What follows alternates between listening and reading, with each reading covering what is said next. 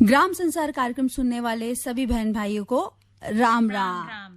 आरती बहन, जैसे कि आज महीने का तीसरा मंगलवार है और आज के दिन हमारा फोन इन कार्यक्रम होता है और ये विशेष प्रायोजित फोन इन कार्यक्रम है गन्ने की पाठशाला और इसके प्रायोजक हैं इंडियन पोटाश लिमिटेड। खेतों में जब पॉलीहेलाइट डाली जाएगी, आवश्यक तत्वों की कमी दूर हो जाएगी, मिट्टी की उर्वरता इससे बढ़ती जाएगी। आईपीएल की पॉलीहेलाइट, आईपीएल की पॉलीहेलाइट, फसलों की जड़ और भी गहरी होती जाएगी, मजबूती के कारण फसलें गिर नहीं पाएगी, फसलों की उत्पादकता को खूब बढ़ाएगी, किसान भाइयों के जीवन में खुशियां आएगी। आईपीएल की पॉलीहेलाइट, आईपीएल की पॉलीहेलाइट। मिट्टी की उर्वरता एवं फसल उत्पादन में अद्भुत वृद्धि के लिए प्रसिद्ध बहुपोषक प्राकृतिक उर्वरक आईपीएल की पॉलीहेलाइट, समझदार किसानों की पहली पसंद। आईपीएल की पॉलीहेलाइट। तो चलिए श्रोताओं, अपने कार्यक्रम को आगे बढ़ाते हैं और आरती बहन बताएंगी विषय। बिल्कुल शीतल बहन, जो आज का हमारा कार्यक्रम है उसका विषय है गन्ने की फसल सुरक्षा और समसामयिक कार्य। और इसके लिए हमारे साथ स्टूडियो में मौजूद हैं विशेषज्ञ डॉक्टर यूएस तेवतिया, जो कि मुख्य प्रबंधक है कृषि विज्ञान इंडियन पोटाश लिमिटेड नई दिल्ली से। और दूसरे हमारे साथ जो विशेषज्ञ आरती बहन, वो कौन है? वो है शीतल बहन डॉक्टर अरविंद कुमार मिश्रा, प्रभारी हैं, जो कि कृषि विज्ञान केंद्र अमरोहा उत्तर प्रदेश से। तो चलिए देर नहीं करते हैं और कार्यक्रम को आगे बढ़ाते हैं। और आज कार्यक्रम का संचालन कर रहे हैं विनोद। तो चलते हैं हमारे विशेषज्ञ के पास। डॉक्टर यूएस तेवतिया जी, आप हैं मुख्य प्रबंधक कृषि विज्ञान Indian potash limited new Delhi. तो सबसे पहले आपका प्रोग्राम में स्वागत है। बहुत बहुत धन्यवाद। तो डॉक्टर साहब, आज बात करेंगे कि भाई जो गन्ने की फसल है उसकी जो सुरक्षा करनी है और ये जो टाइम है बारिश का, समसामयिक जो कार्य है इसमें वो करने हैं इसके लिए।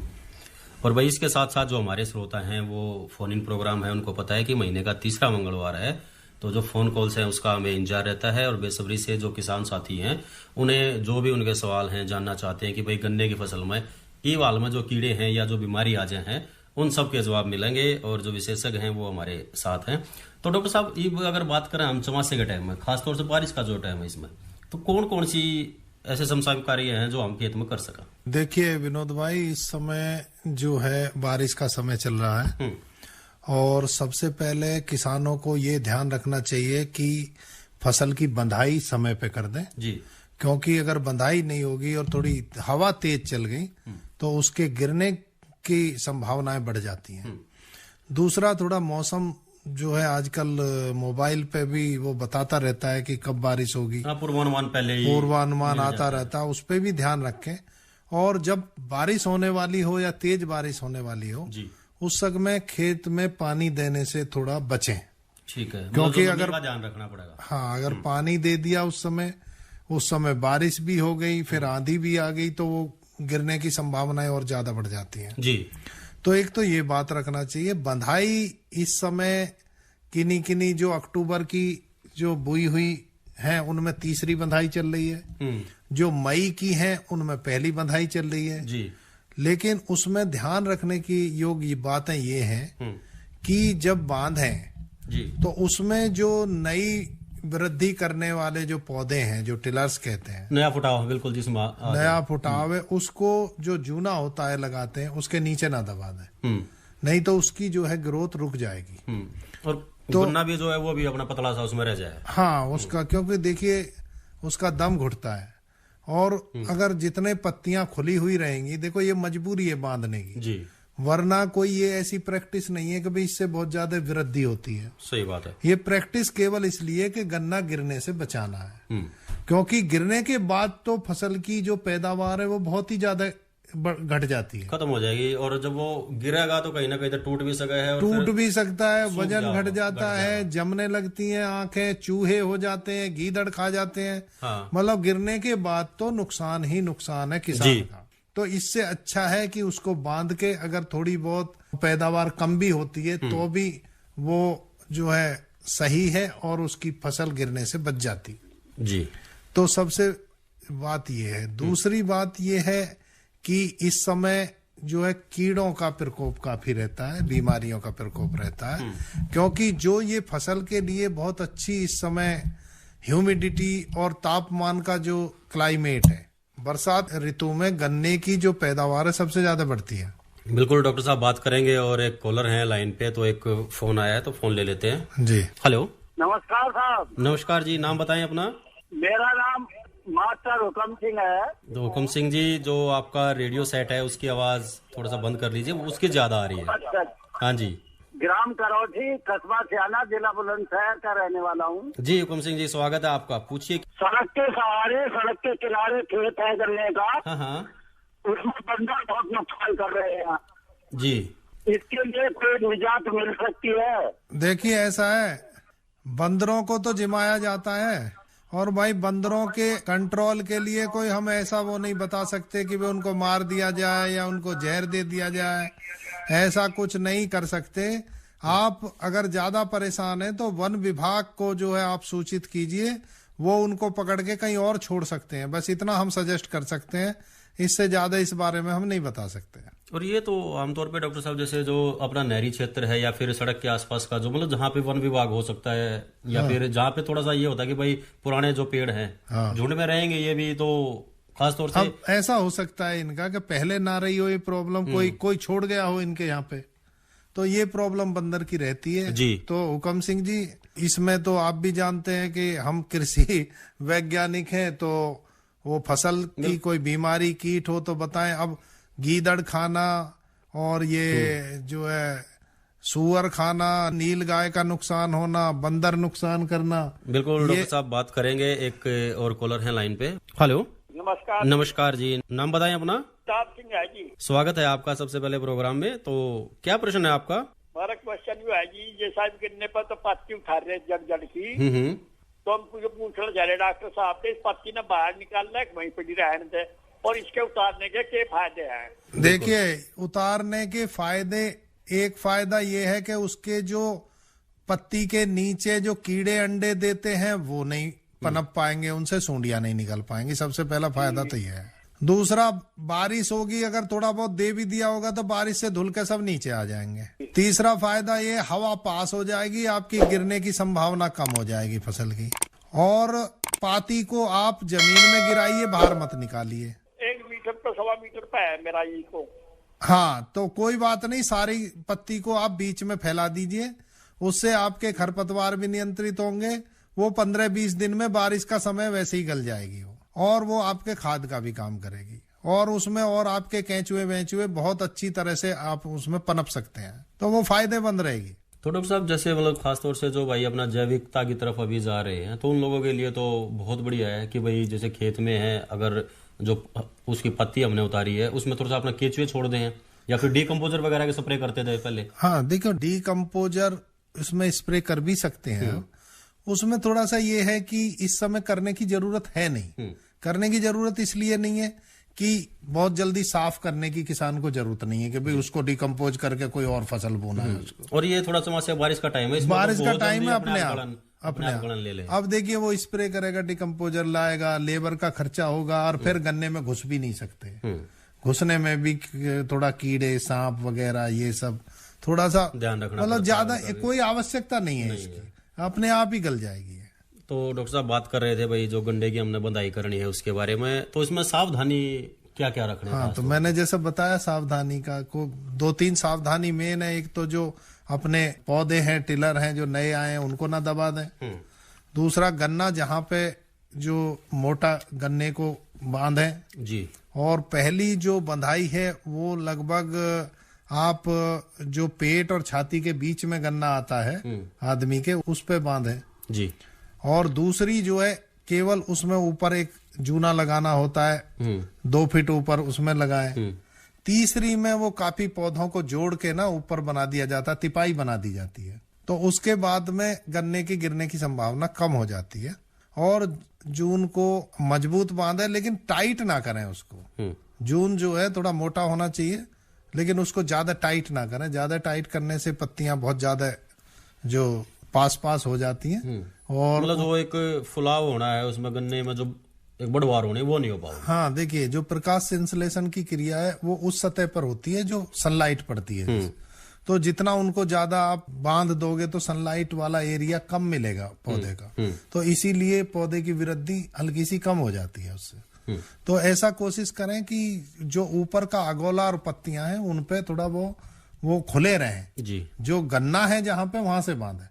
कुछ लोग क्या है ऊपर तक बांध देते हैं तो उससे तो बहुत वृद्धि जो है उसकी प्रभावित हो जाती है गन्ने की और कम हो जाती है। बिल्कुल। और डॉक्टर साहब जैसे मान लो जब बंधाई तो हम कर ही रहे हैं, तो कुछ मतलब जैसे हम कपड़े पहनते हैं, एक तो पूरी बाजूगे हैं या फिर दस्ताने, कुछ इस तरीके की भी सावधानियां हमें रखनी है। सावधानी, बिल्कुल आपने बहुत ही सही प्रश्न किया है। और पत्तियां काट देती हैं शरीर को, उसमें पूरा आप कोई अब आजकल तो हेलमेट पहन लेते हैं लोग, वो छोटी छोटी मक्खियां होती हैं जो गन्ने में खास तौर से आ जाए हैं, शीशा बिल्कुल ढक लेते हैं, चश्मे लगाते हैं, दस्ताने पहनते हैं, पूरी बाजू की शर्ट पहनते हैं, नीचे जो वो जूते होते हैं जो बड़ी ऊपर तक होते हैं जो जिनको जंगल बूट कहते हैं, घुटने तक आते हैं, घुटने तक आते हैं, क्योंकि कीड़ा कांटा कोई सांप वगैरह ना काट खाए या कोई ऐसा कोई जहरीला कोई मकड़ी रकड़ी ये सब जो है ये ना काट पाए, तो इसलिए जो है वो ऊंचे जूते पहनते हैं और बिल्कुल टाइट पहनते हैं। और मुंह पे कपड़ा हल्का सा कॉटन का कपड़ा बांधना चाहिए जी, जिससे कि थोड़ा जो गैस वैस का प्रभाव ना पड़े। और समय समय पर एकदम से ज्यादा अंदर ना रहें, तो कुछ थोड़ा सा बाहर भी निकलते रहें उससे, जिससे थोड़ा फ्रेश होते रहे और ऑक्सीजन मिलती रहे, ताजी हवा मिल जाए, ताजी हवा लेते रहें। तो इस तरह से ये सावधानियां रखनी बहुत जरूरी है। बिल्कुल। और डॉक्टर साहब एक चीज और है, जब हम बंधाई कर रहे हैं तो उसमें जैसे एक जोड़े तो दूसरे जोड़े का जो हम ध्यान रखे हैं, जो गैप है उसका, वो कितना हमने उसमें रखना चाहिए? देखिए मैंने पहले भी बताया कि उसका पहला जो जूना है वो पेट और छाती के बीच में आना चाहिए। वो उस पर भी डिपेंड करता है कि बढ़वार कैसी है। हाँ। तो कोशिश ये होनी चाहिए कि ज्यादा जल्दी बंधाई करने में फिर वो उसको हम पेट के और छाती के बीच में लेंगे, हाँ। तो उसके अगोले आ जाएंगे अगर कम वृद्धि हुई हो। तो उस समय करें कि जब वहां तक कुछ गन्ना बन गया हो। हाँ बिल्कुल, पोरी बन रही हो, पोरी बन गई हो, वो करें।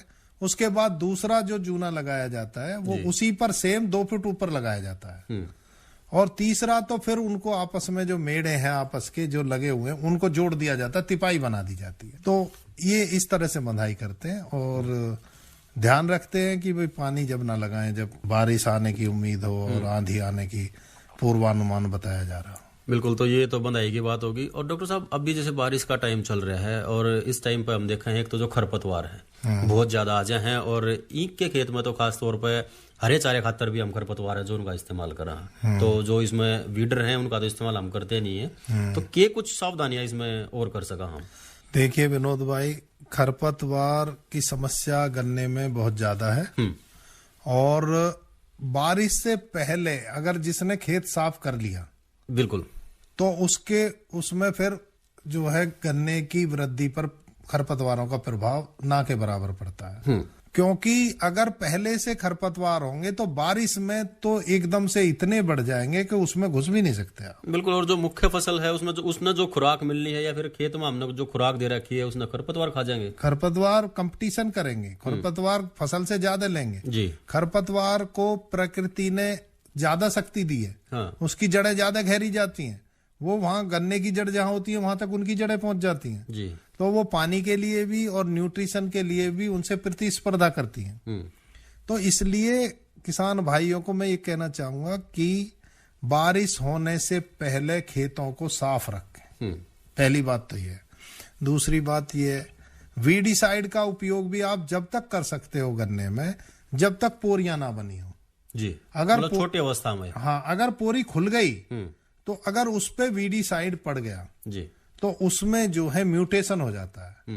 म्यूटेशन कहते हैं कि अप्रत्याशित वृद्धि कहते हैं। वृद्धि कहना चाहिए कि जहां आंख है, आंख वो अंग भ्रंग हो जाएगा, वो जमने लग जाएगी, उसकी वृद्धि रुक जाएगी। अब जो वो जमने लगेगी तो ऊपर से वृद्धि रुक जाएगी। बिल्कुल सही। उसकी शुगर जो डाइवर्ट हो जाएगी, गन्ना किसी काम का नहीं रहेगा। तो मैं तो ये कहूंगा कि पोरी बनने के बाद वीडीसाइड का इस्तेमाल नहीं करना चाहिए उसमें। बिल्कुल बिल्कुल सही कहा। और डॉक्टर साहब, जो हमारे श्रोता हैं, एक बार उनको फिर बता दें कि भाई जो आज का विषय है वो है गन्ने की फसल सुरक्षा और समसामयिक कार्य, इसके बारे में। और श्रोताओं के जो भी प्रश्न हैं वो पूछ सकते हैं। फोन नंबर है 23421082। इसके अलावा एक नंबर और है 23421083। और दिल्ली से बाहर के जो श्रोता हैं मोबाइल से जो डायल करते हैं वो दिल्ली का STD कोड 011 जरूर डायल करें। और जो भी उनके सवाल हैं डॉक्टर साहब से पूछना चाहते हैं तो पूछ सकते हैं। तो डॉक्टर साहब, जैसे हम बात कर रहे हैं कि भाई जो खरपतवार आ गई है, देखिए वो तो समय से पहले हमने कर लिया, या इस समय तो कोई इलाज उसका नहीं है क्योंकि गन्ना ज्यादा बड़ा हो गया है, अब तो निकाल भी नहीं सकते उसको, या फिर जो और वीडीसाइड है उनका इस्तेमाल नहीं कर सकते। लेकिन कुछ ऐसे कीड़े जो इस समय ज्यादा परेशान करते हैं। हाँ, देखिए ये आपने बड़ा अच्छा क्वेश्चन किया। कीड़े भी और बीमारियां भी इसी समय में सबसे ज्यादा आती हैं जी। किसानों को सबसे पहली सावधानी ये रखनी चाहिए, बरसात होने के बाद में यूरिया का प्रयोग ना करें। अच्छा, बारिश होए पाछा यूरिया का इस्तेमाल ना करें? ना, बिल्कुल नहीं, क्योंकि उसको क्लाइमेट इतनी अच्छी मिलती है, अपने आप ही वृद्धि उसकी होती है।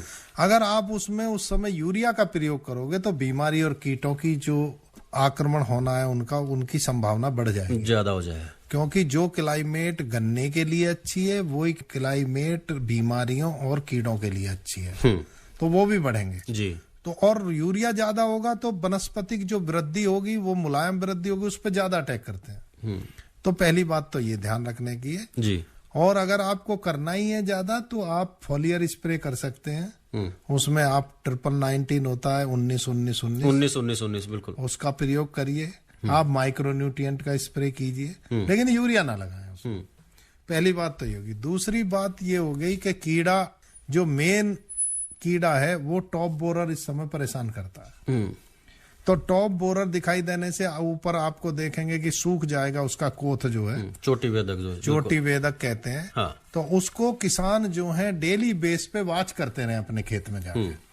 ये ना करें कि बहुत अच्छी दिखाई दे रही है दूर से तो उसमें ना जाए, थोड़ा नजदीक जाएं, क्योंकि देखिए prevention is better than cure जी।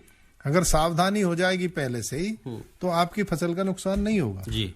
तो उसमें थोड़ा अंदर भी घुसे, चारों तरफ भी खेत के घूमे, एक तरफ ही ना के रोजाना जा रहे हैं एक तरफ से देख के वापिस आ गए। और ये ऐसा है कि दूसरे के खेत में से भी लगता है जी। तो चारों तरफ घूम कर देखें। और अगर चोटी बेदक लगने लगा है तो उसमें एक थोड़ा इंतजार करें, कभी कभी बारिश से भी अपने तो आप इसकी भी। मुख्य पहचान क्या है डॉक्टर साहब? देखिए जो ऊपर से कोथ होता है वो सूख जाता है, मतलब जो बीच में से जो नई हाँ बिल्कुल जो कोपलाई है, हाँ अगोला जो होता है, हाँ। जो बिल्कुल नया अगोला होता है वो सूख जाता है। और इसमें बड़ा गन्ना होता है तो ऊपर से दवाई का पड़ना जरूरी है। इस समय जो ड्रोन स्प्रे की जो आई है टेक्निक जी, वो इसमें बहुत लाभदायक है। ऊपर से वो डालता है, बिल्कुल कोथ में पड़ती है दवा। दूसरा क्या है कि उससे कंसंट्रेशन उसका ज्यादा रहता है दवा का जी। वो जमीन पर नहीं गिरती है। जो किसान भाई टंकी से स्प्रे करते हैं या करवाते हैं लेबर से, हाँ। उसमें जो है 10% ही पानी रुकता है पत्तियों पे, 90% नीचे गिर जाता है। मतलब उसकी जो ऊंचाई है वो ज्यादा हो जाए गन्ने की और वहां तक हाथ नहीं जा पाता, या फिर मशीन की जो नोजल है वो नहीं जा पाती।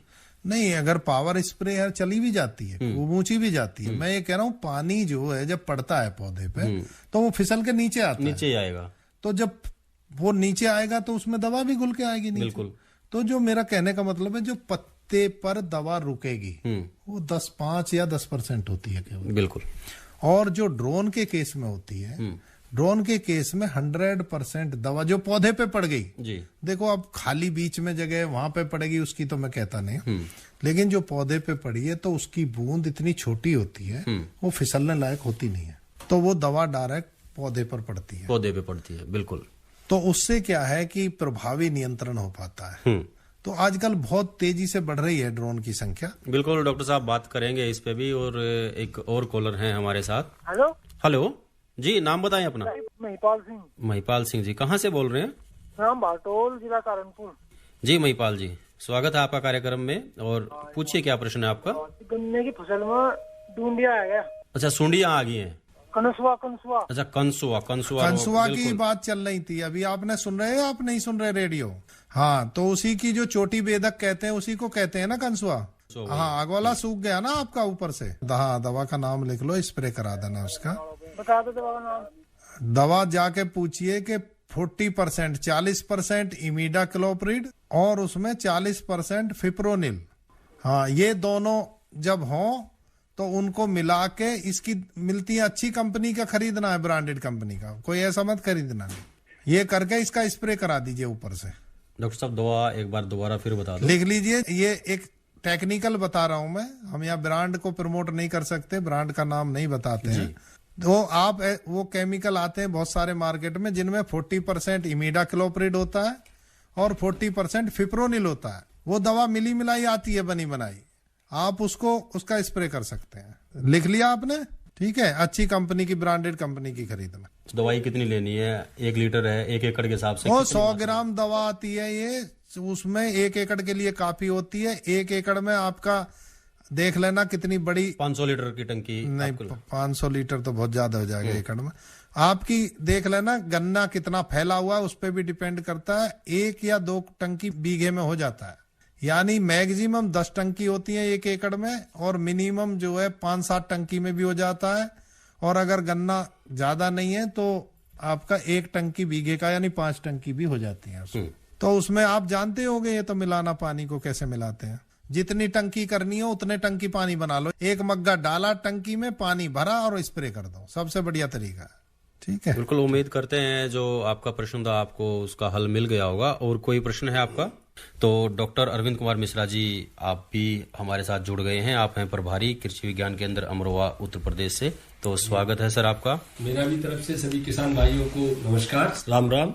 तो डॉक्टर साहब बात कर रहे थे कि भाई जो गन्ने की फसल है, एक तो इसकी हमने सुरक्षा कैसे करनी है, और खास तौर से अभी जो कीड़े आ रहे हैं, कौन कौन से कीड़े हैं जो अभी परेशान करते हैं? अभी बात कर रहे थे हम बीमारियों की, तो कीड़ों की बात अगर कर रहे हैं, कौन कौन से कीड़े परेशान करते हैं? देखिए, इस समय जो अभी हमारा समय चल रहा है, अगस्त का महीना चल रहा है, तो इस समय सबसे ज्यादा जो परेशान किसानों को कर रहा है वो अगुला बेधक कीट, जिसको हम टॉप बोरर भी कहते हैं और किसानों की भाषा में अगुला बेधक कीट है। ये सबसे ज्यादा हमारे किसान भाइयों को परेशान कर रहा है। और इसकी वजह से सबसे ज्यादा हमारे पश्चिमी उत्तर प्रदेश में, या हमारा बिहार का हिस्सा है, महाराष्ट्र का हिस्सा है, इन सभी क्षेत्रों में जहां पे गन्ना उगाया जाता है, उन सभी क्षेत्रों में इस कीट के प्रकोप की वजह से किसान की पैदावार काफी प्रभावित होती है। और कहीं कहीं इसकी वजह से लगभग 50% तक पैदावार हमारे किसान भाइयों की गिर जाती है। बहुत बड़ा नुकसान का कारण है ये। तो इसकी जो शुरुआत होती है वो मौसम में एक तरह से देखा जाए तो आर्द्रता जैसी आती है, या ये कहें प्री मानसून की जैसी बारिश शुरू होती है, वैसे ही इसकी तितली जो होती है वो अंडा देना शुरू कर देती है, एगलिंग करना शुरू कर देती है। और ये गन्ने की ऊपर से पहली, दूसरी और तीसरी, यानी गन्ने की जो हमारी पत्तियां लगी हुई हैं उन ऊपर से पहली, दूसरी या तीसरी, इन 3 पत्तियों में से किसी पत्ती पे वो अपने अंडे देगी, और अंडे दे करके एक मोम जैसा चिपचिपा पदार्थ निकाल करके उससे पत्ती के निचले हिस्से पे, ये भी देखने की बात है कि वो पत्ती के कभी ऊपरी हिस्से पे नहीं देगी, निचले हिस्से पे पत्ती के पे, जिसका हमें ध्यान रखना विशेष तौर पर। तो इस पे अंडे दे करके वो एक बिल्कुल डॉक्टर साहब कंटिन्यू करेंगे इसको भी, लेकिन उससे पहले एक कॉलर हैं, वो जुड़ गए हैं साथ में, तो जान लेते हैं क्या पूछना चाहते हैं। हेलो। हाँ जी। जी, नाम बताएं सबसे पहले अपना। मेरा नाम जय सिंह है। जय सिंह जी, कहाँ से बात कर रहे हैं आप? जिला अमरोहा है। अमरोहा से। ब्लॉक मंडी धनौरा है, गांव आजमपुर। जी, क्या प्रश्न है आपका? सर जी, ये ड्रोन किस तरह उपलब्ध होगा? अच्छा, ड्रोन के लिए देखिए, ऐसा है कि मेरा ये कार्यस्थलीय जनपद है, और मैं समझता हूँ कि मेरे बात धनौरा से समझ रहे होंगे मेरे किसान भाई, मैं इसी जनपद में कार्य करता हूँ।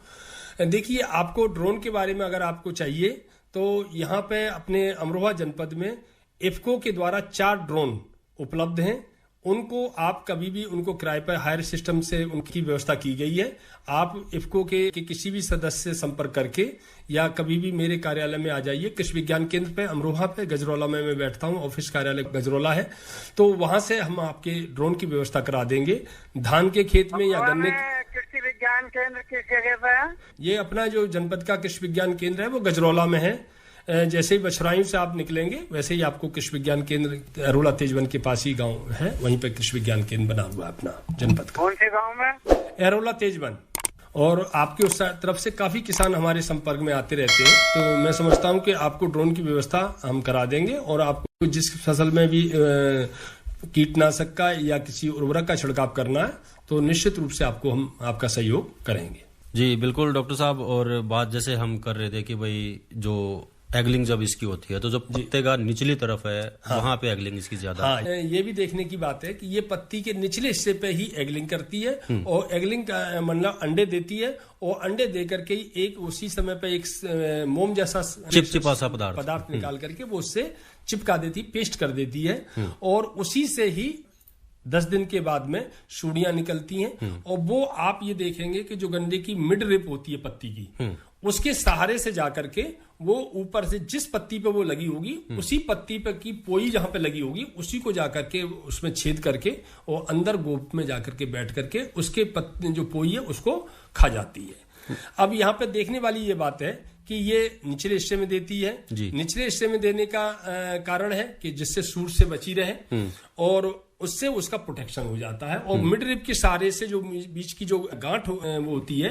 उसके सहारे से वो उसमें सूढ़ियां ऊपर जाती हैं, जा सकती है। हाँ, या फिर जो गन्ना है उसका रस वो मिड रिप से ही चूस लेती है। नहीं, उसमें छेद करके और उसके पिथ के हिस्से को, बीच का जो पिथ होता है, मैट्रिक्स होता है, उसके बीच को खा जाती है और जब वो खा जाएगी तो वहीं से गन्ना की बढ़वार खत्म हो जाएगी, उससे ऊपर जाएगी नहीं जी। इसलिए आपने देखा होगा कि इसमें किसान अभी नहीं पता चलता है, सितंबर और अक्टूबर में जब जाकर के गन्ना की वो कटाई शुरू करता है तो उसमें देखता है कि साहब मेरे खेत में 15% 20% जाकर के बंची टॉप टाइप के गन्ने निकलते हैं, जिनको कनफर्रा भी गाँव की भाषा में कहते हैं, कनफर्रा गन्ना। कनफर्रा, बिल्कुल। हाँ, तो वो गन्ना अगर 4 फीट का है तो 4 फीट का रह जाएगा, 5 फीट का है तो 5 फीट का रह जाएगा, 6 का होगा तो 6 का रह जाएगा।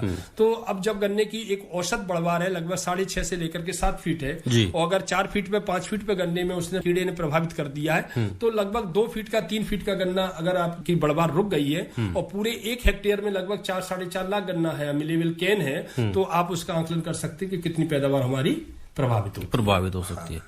बिल्कुल डॉक्टर साहब, इसमें थोड़ा सा संक्षिप्त में अगर हम बात करें कि भाई जी, एक तो टॉप बेरर की हम बात कर रहे हैं लोग, तो और कौन कौन से इसमें कीड़े हैं जो अभी परेशान कर सकते हैं? नहीं, इस समय तो देखो, इस समय जो सबसे ज्यादा जो गन्ना प्रभावित कर रहा है वो टॉप बोरेर ही कर रहा है। इसके अलावा और कोई अभी इस समय कोई कीड़ा भी इस समय कोई प्रभावित नहीं करता है। केवल इसके बाद में फिर बीमारी जो आती, जो डॉक्टर साहब ने इस पे जिक्र किया होगा, बीमारी तो अभी आपकी शुरुआत हो जाएगी वैसे, हालांकि रेड रॉट की शुरुआत आपकी बिल्कुल डॉक्टर साहब छोटा सा विराम लेंगे, उसके बाद जो बीमारियों की बात हम करेंगे। अभी तो जो कीड़े हैं खासतौर से या फिर कुछ रसायन जो देने, जैसे यूरिया की हम बात करते हैं या फिर पोटास की बात करते हैं, तो कोई किस्त बची हुई है जो अभी हम गन्ने में दे सकते हैं इस समय? नहीं, देखिए ऐसा इसमें एक चीज है कि अगर गन्ना आपने विलंब से बोया है, क्योंकि गन्ना जुलाई, अगस्त और सितंबर इन 3 महीने में गन्ना 50% बढ़ता है। पूरे साल में गन्ना आपका 50% और 50% गन्ना जो आपका जो है आपका इन 3 महीने में बढ़ता है जी। उसके पीछे कारण क्या है कि जो फेवरेबल कंडीशन है, टेम्परेचर भी है, उसको आर्द्रता भी है, डॉक्टर साहब, ये सभी चीजें उसको बिल्कुल मिलती हैं। एक और कॉलर है, वो लाइन पे जुड़ गए हैं। हेलो, नमस्ते जी। नमस्कार जी, नाम बताएं अपना। शीशपाल जी, गाँव मानव चौक, डिस्ट्रिक्ट हापुड़, यूपी। हापुड़ से आप बात कर रहे हैं जी, क्या प्रश्न है आपका? गन्ने की फसल है जी, उसमें पहले मंगलवार को जो कृषि पाठशाला के एक मंगल छोड़ के 15 दिन पहले जी, तो उसमें बागपत साइड के दांग थे, तो उन्होंने बताया था कि आपके गन्ने में जो है आप 4-5 गन्ने तो हमें भेजें फोटो, तो हमने फोटो भेजे उन पर। तो उन्होंने बताई थी दवाई आपने जो बताई है इमीडा क्लोरोफिर और पिप्रोनिल, और उसके साथ में हमने जो है कार्टाप हाइड्रोक्लोराइड पर एसपी लगाया जी, और जी कॉपर ऑक्सीक्लोराइड की भी इस पे करवा दी, तो गन्ने में बीमारी नहीं रुक गई। आप मुझे ये बताएं कि शीशपाल जी, आपने गन्ने की कौन सी प्रजाति ली हुई है और बाबक फसल है या पेड़ी है आपकी? पेड़ी भी है जी और पौधा भी है, और तो जातियां 3-4 हैं जी। एक तो 0223, ठीक है, एक 238, एक 235 और एक है 218। किसमें ये समस्या किसमें आ रही है? 235 को छोड़कर टोटल बीजों में समस्या यही है। और आपने अभी तक क्या क्या दवा डाली है? दवा डाल दीजिए हमने, उसमें पिप्रोनिल गेर दिया जी, कार्टाप हाइड्रोक्लोराइड गेर दिया, फिप्रोनिल डाल दिया, कार्बोहाइड्रेट डाल दिया और कॉपर ऑक्सीक्लोराइड की स्प्रे करवा दी। तो अब समस्या क्या आ रही है कि उसमें टॉप बोरर का है या पोका बोइंग की वजह से जो कंट्रोल का नियंत्रण नहीं हो पा रहा आपका? आज ही कोई चीज का भी नियंत्रण नहीं हो पा रहा। और आपने मतलब 15 दिन पहले आप मतलब बागपत साइड के डॉक्टर साहब थे, उन्होंने गन्ने के उनके फोटो भिजवाए थे हमने तो उन्होंने भी मतलब बोले इन्हें करो और वो करवा दिया, फिर भी रुक नहीं गई बीमारी। आप ऐसा करिए शिषपाल जी, आप मेरा नंबर नोट कर सकते हैं? हाँ जी, नंबर नोट कर लूंगा तुम्हारा। हाँ, नंबर मेरा नोट करिएगा 9719 35 35 36, 9719 35 35 36। ये मेरा व्हाट्सएप नंबर भी है। आप इस पे मुझे फोटो भेजिएगा और अच्छी सभी प्रजाति की अलग अलग फोटो भेज करके मैं, चूंकि देखिए ऐसा है कि एक आप बता रहे हैं और बताने में और देखने में बड़ा फर्क हो सकता है। चूंकि आपने काफी दवाएं डाल चुके हैं तो इसलिए मैं अब कोई और दवा बताऊं तो ये मुझे ठीक नहीं लगता है। बेहतर ही होगा। दवाई की जो क्वालिटी है वो कौन सी कंपनी की दवाई आपने डाली? देखो जी, बायर की भी गेल ली। अच्छा, बायर की कौन सी थी?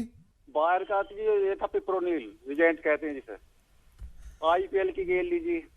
और वो जो कॉपर ऑक्सीक्लोराइड थी, हाँ वो थी कौन सी थी? Copper oxychloride. अच्छा, इमेडाक्लो। तो दवाई तो अच्छी। तो आपने डोज वगैरह सही? गन्ना कितना बड़ा है? गन्ना तो जी इस टाइम हो रहा है, जून लग गया, 1-5-6 हो रहा। अच्छा अच्छा। शिषपाल जी एक और चीज बताएं, जब आपने फिप्रोनिल डाला था तो उस समय किस टाइम पे डाला था? जून में डाला था या अभी जुलाई में डाला? नहीं, अभी 15 दिन पहले। दो बार डाल दिया जी, पहले जून में डाल दिया और फिर गिर दिया जुलाई में, और स्प्रे करवाइए बाद में कॉपर ऑक्सीक्लोराइड। और आपने जो इमीडार ये बताया ना जी, ये फिप्रोनिल की इसको भी करवा दी। ये बताओ, यूरिया कब लगाया आपने? यूरिया तो जी जून में लगा दिया, जून से बाद में यूरिया लगाया हमने 20 जून से बाद। तो देखिए, दवाई तो यही है जो बताई है। अब आपको एक रास्ता बचता है आपके सामने। आपका कौन सा डिस्ट्रिक्ट है? हापुड़ है। हापुड़ है जी, हापुड़। तो आप कृषि विज्ञान केंद्र पे, या ये डॉक्टर साहब भी हापुड़ कृषि विज्ञान केंद्र पर रहे हैं। अब आपको ये चाहिए तुरंत के कृषि विज्ञान केंद्र से कोई साइंटिस्ट ले जाके आप अपना खेत विजिट कराइए। अजी विजिट करवा दिया हमने। सिंबावली फैक्ट्री लगती है हमारी, हाँ। वहाँ से भी आ गए। एक हमारे खेत बनी जी, पूरे क्षेत्र में है ये। हाँ। और जी एक बात और बताओ जी तुम, मतलब तो आपके माध्यम से मैं ये कहना चाह रहा हूँ, एक दवाई के दे तो रहे ये दुकानदारों से 600 की, और कीमत उसका 1300 क्यों आ रही है जी? इसका क्या पता लगे कि ओरिजिनल है या लोकल है? एक इसको को छोड़ के टोटल दवाइयों पे यही है। देखो, इसीलिए हमने आपसे कहा था, दवाई बहुत, आपकी बात बिल्कुल सही है जो तो आपने। आप इस बात को आगे पूछाओ कि कीमत दुगनी तीगनी क्यों गिर रहे हैं ये? किसकी कीमत? ये दवाई है जी, जो मान लो ये फिप्रोनिल है, मतलब बायर का रिजेंट है, मतलब 6% में या 8% में इसकी जिसे देते रहे ये पैकेट 4 किलो का 600 का, और उस पर कीमत आ रही है 1325 रुपए। तो हमें ये क्या पता लगेगा ओरिजिनल है या लोकल है? नहीं, वो सब पे ही होती है, ज्यादा होता है MRP हमेशा ज्यादा होता है। ये कम से देते हैं, वो आप उस झंझट में मत पड़ो। आप बढ़िया कंपनी की खरीदो, 1-2 दुकानों पे पता कर लो कि भाई कितनी कीमत है, उससे करो आप। ये अगर आपको करना है, इसका दूसरा डिपार्टमेंट, इससे हमारा कुछ लेना देना नहीं है। हाँ जी, हाँ जी। ठीक है। तो फिर अब क्या करें जी?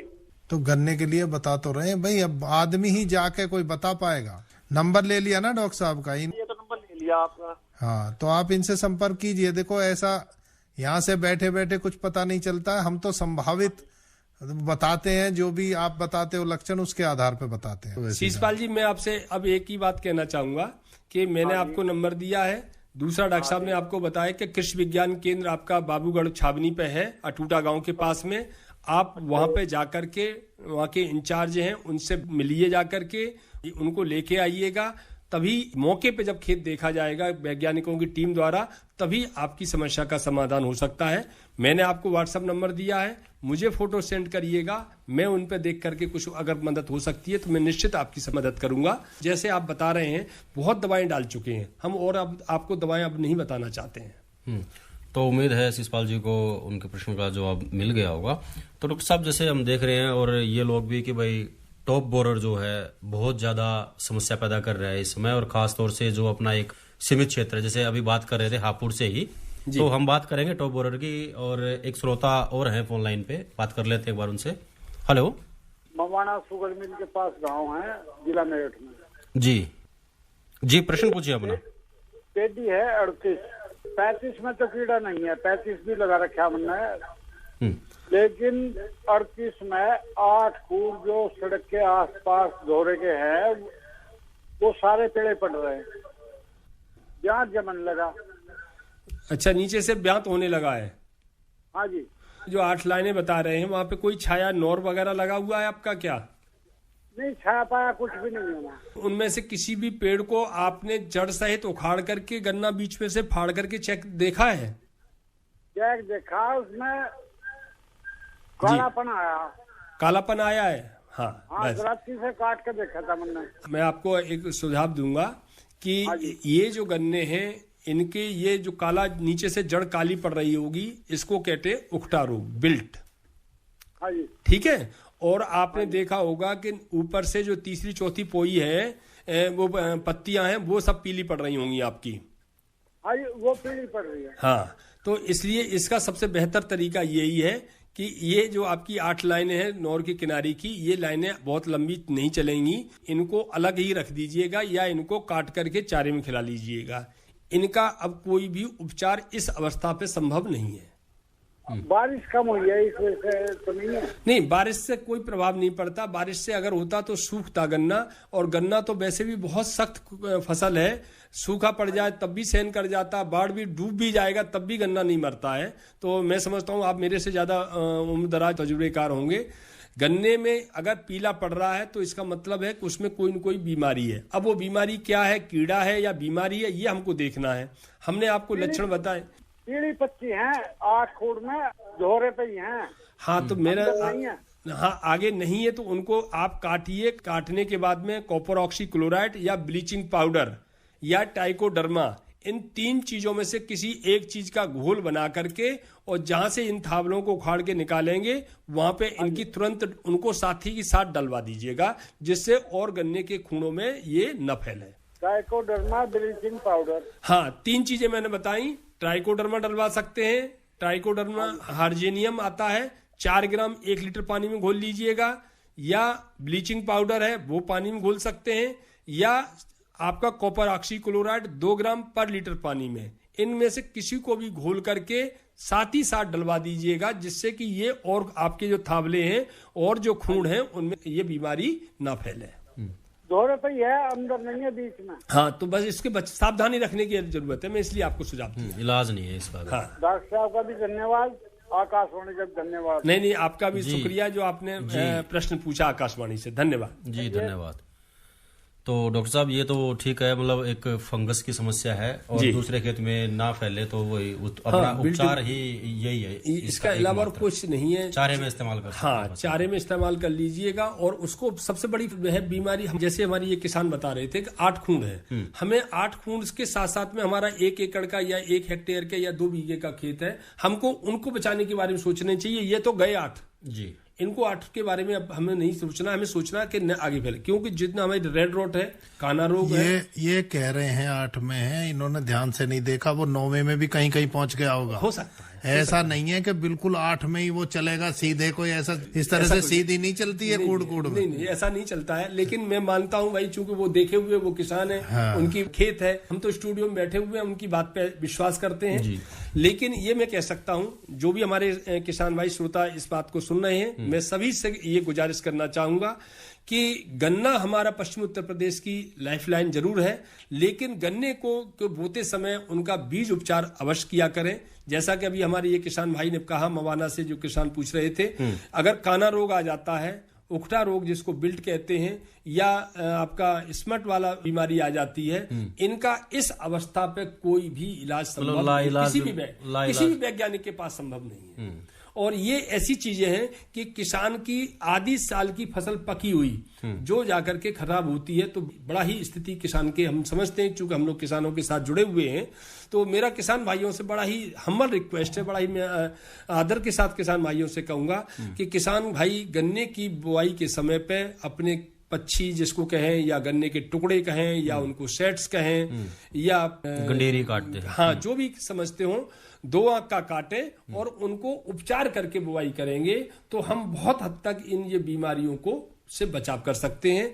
और बोने के टाइम पे अपने खेत में ट्राइकोडर्मा को गोबर की खाद में उपजा करके उसको 8-10 दिन ग्रो करा करके जो उसमें उसका पेनिसिलियम फैल जाएगा, और उसके बाद में अंतिम जुताई के समय पूरे खेत में बिखेर करके और जुताई कर दें, तब भी हम किसी हद तक बीमारी से बचाव कर सकते हैं। बिल्कुल सही बात है। और आपने बताया कि भाई ट्राइकोडर्मा जो डालनी है, खासतौर पर जो किसान साथी हैं, आपने गोबर की जो खाद है उसके साथ डालना है, लेकिन ध्यान रखें कि भाई वो कच्ची जो गोबर की खाद है वो बिल्कुल बिल्कुल कच्ची नहीं होगी तो दीमक आ जाएगी, तो समस्या पैदा करेगी। हम कर रहे हैं लाभ के लिए, वो हमारे लिए एक और नई समस्या खड़ी कर देगा। वो फिर कहेंगे कि भाई आपने वो दवाई बताई थी और उसने फिर वो काम इतना नहीं कराया। सड़ा हुआ गोबर हो उसको भी ठंडा कर लें। अगर नीचे से गर्म गोबर निकालेंगे, क्योंकि जो हम ट्राइकोडर्मा लेते हैं वो भी एक उसके अंदर भी फंगस है, तो उसको फंगस को बचाने के लिए अगर आपने तुरंत गोबर नीचे से निकाल के लाए सड़ा हुआ और तुरंत उसमें मिला दिया तो उसमें फंगस मरने की संभावना रहती है। तो सही बात है, वो उसकी गर्मी से वो मर जाएगा, फिर वो उतना कारगर नहीं होगा। तो इसलिए इसको ये भी किसान भाई हमारी सावधानी रखें, और इन सब चीजों को अगर करते हैं तो मैं समझता हूं कि गन्ने से बहुत अच्छी पैदावार जो हमारे देश के किसान हैं, जहां जहां पे हमारा गन्ना होता है, महाराष्ट्र है, तमिलनाडु है, कर्नाटक है, बिहार है, उत्तर प्रदेश काफी बड़ा क्षेत्रफल में है, तो ये मतलब क्षेत्र के किसान भाई गन्ने की बहुत अच्छी पैदावार ले सकते हैं। बिल्कुल डॉक्टर साहब। और देखो, जैसे आमतौर पे जो अपने किसान साथी हैं उनके प्रश्न भी आए हैं, और जैसे आपसे ही बातचीत करी कि भाई इस समय जो सबसे ज्यादा समस्या है वो है टॉप बोरर की, जिसका कि मतलब किसान साथी इस समय थोड़ा विशेष तौर पे ध्यान रखें।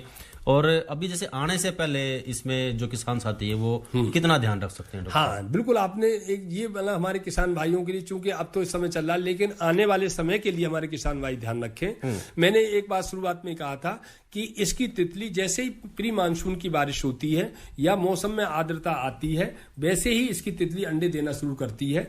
तो आप किसान भाई, इसकी ये माना जाता है कि 15 जून के आसपास से इसकी आगमन इस तितली का की जो टॉप होना शुरू हो जाता है। अगर उसी समय पे अगर हम ट्राइको कार्ड अगर लगा देते हैं तो ट्राइको कार्ड, अगर हमारे किसान भाई, मैं इस कार्यक्रम के माध्यम से कहना चाहूंगा कि किसान भाई अगर पूरे सीजन में 3 बार ट्राइको कार्ड का इस्तेमाल कर लेते हैं तो मैं समझता हूं कि लगभग 75 से 80% तक हम टॉप बोरर को बिना किसी रसायन दवा के डाले हुए बहुत अच्छी तरह से कारगर उसका नियंत्रण कर सकते हैं। तो एक खेत में कितने जो कार्ड है वो हमें लगाने चाहिए, और इसका क्या तरीका है? देखिए, कार्ड जो है आपका एक तरह के पोस्ट कार्ड होते हैं और उस पर छोटी छोटी 3 से 4 बिंदियां रखी रहती हैं। एक जो कार्ड है वो लगभग 8 स्क्वायर मीटर, 8 स्क्वायर मीटर, एक कार्ड जैसे उसमें लगे रहेंगे।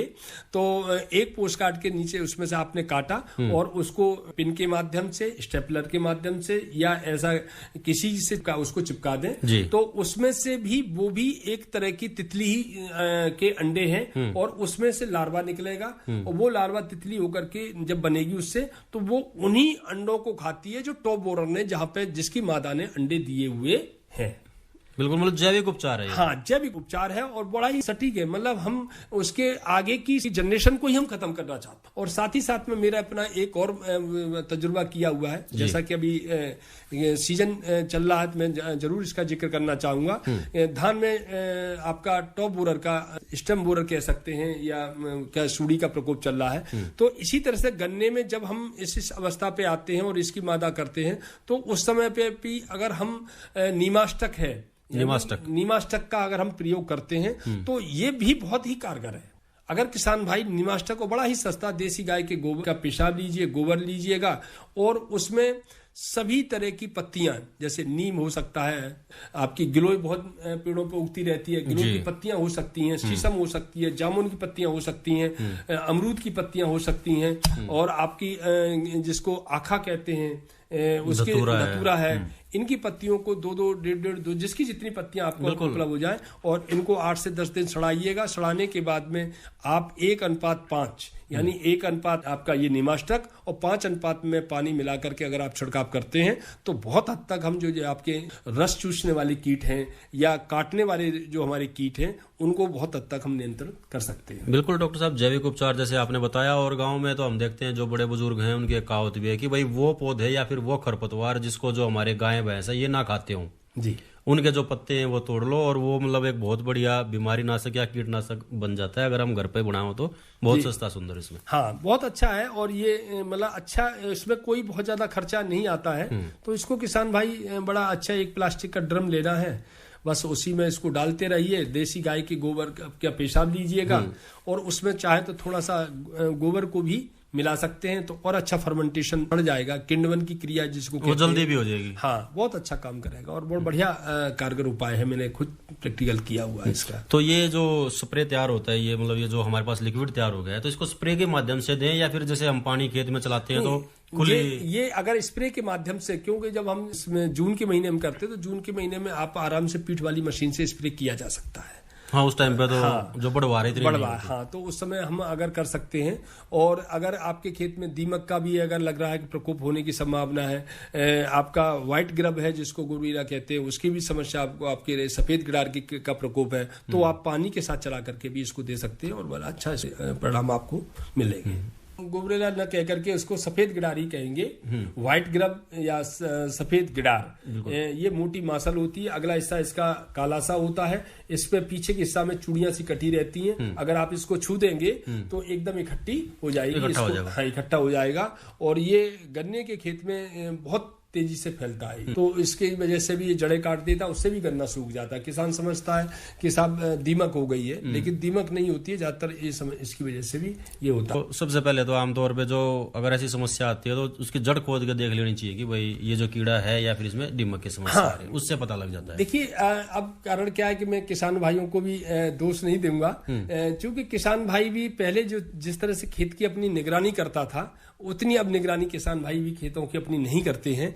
अगर किसान भाई खेत की डोल के साथ साथ में अगर बीच में खेत में घुस करके देखेगा तो निश्चित रूप से, क्योंकि किसान एक डॉक्टर की तरह से भी मान लीजिएगा, तो उसको अपने आप पता चल जाएगा कि मेरी फसल की स्थिति क्या कह रही है, मेरी फसल कहाँ चल रही है, उसको पूरा आंकलन होता है। एक किसान भी अपने आप में एक वैज्ञानिक है, बिल्कुल अनुभव। लेकिन शर्त यही है कि किसान सुबह और शाम के टाइम पे खेत की निगरानी करे। दोपहर में करेगा तो उसको लक्षण देखने को नहीं मिलेंगे। अगर सुबह जाता है, सूर्य उदय के टाइम पे जाता है और शाम को सूर्यास्त के टाइम पे जाता है, तो उसको निश्चित रूप से कीड़े भी पता चल जाएंगे और बीमारी भी पता चल जाएगी उसको। बिल्कुल, मतलब जिम्मेदारी है, नैतिक जिम्मेदारी है कि भाई अपनी जो फसल है उसके चारों तरफ से एक बार घूम गए सुबह शाम, खास तौर से देख लेना चाहिए। तो डॉक्टर साहब, ये तो हमने बात करी टॉप बेरर की, और अब बात करेंगे कि भाई कौन कौन सी ऐसी बीमारियां हैं जो इस समय आ जाए हैं और बल्कि आमतौर पर ज्यादा जो गन्ने में बहुत ज्यादा परेशान कर दें। देखिए, बीमारी का तो प्रकोप हो चुका है, जो बीमारियां होनी थी उनका प्रकोप हो चुका है, अब उनके रिजल्ट आने बाकी रह गए हैं। जी, मतलब ये देखना है कि भाई इनकी वजह से नुकसान कितना है। बस जैसा कि अभी हमारे ये किसान भाई मवाना से प्रश्न कर रहे थे, इनके में ऐसा नहीं है कि बीमारी एकदम आकर के और उन्होंने तुरंत वो कर दिया, ये पहले से आकर के अब इसके रिजल्ट आ रहे हैं, मतलब 1.5 महीना लगेगा। हाँ, अब अभी जैसे ही हमारा अगस्त का महीना खत्म होकर के सितंबर के बाद में, सितंबर 15-20 सितंबर से लेकर के अक्टूबर नवंबर में हम जैसे ही चलेंगे, वैसे ही आपको तुरंत किसान कहेगा कि साहब मेरी फसल सब सूख रही है, क्योंकि उसके बाद में आपके में बिल्ट का, उकटा रोग का, काना रोग का और आपका स्मट का, ये पूरी तरह से आपको लक्षण एकदम क्लियर ही खेतों में देखने को मिल जाएंगे। क्योंकि खेत में अभी नहीं दिखाई दे रहे हैं, अभी किसान केवल इसकी वजह से है, और सितंबर के बाद में आपको पूरा, क्योंकि ये बीमारियों का प्रकोप हो चुका होता है और इसकी अभी फेवरेबल कंडीशन नहीं है। जैसे ही आपका थोड़ा सा मौसम ह्यूमिडिटी कम होगी, वैसे ही एकदम तेजी से, बहुत तेजी से फैलेगा, मतलब एकदम से ब्लास्ट हो जाएगा, फिर एकदम तेजी से फैलेगा। अब ज्यादा नुकसान हो गया। हाँ, बिल्कुल फैलेगा।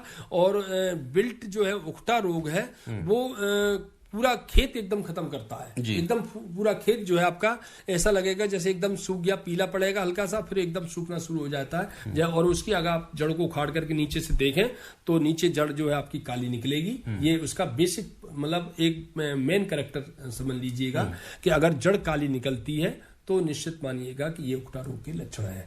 और अगर उसकी नीचे की पोई काट करके बीच से चीर करके देखें, अंदर का गूदा जो है आपका लाल निकलता है, आंख अंदर को धस जाती है, और उसको, तो ये लक्षण आप समझ लीजिएगा कि काना रोग के हैं।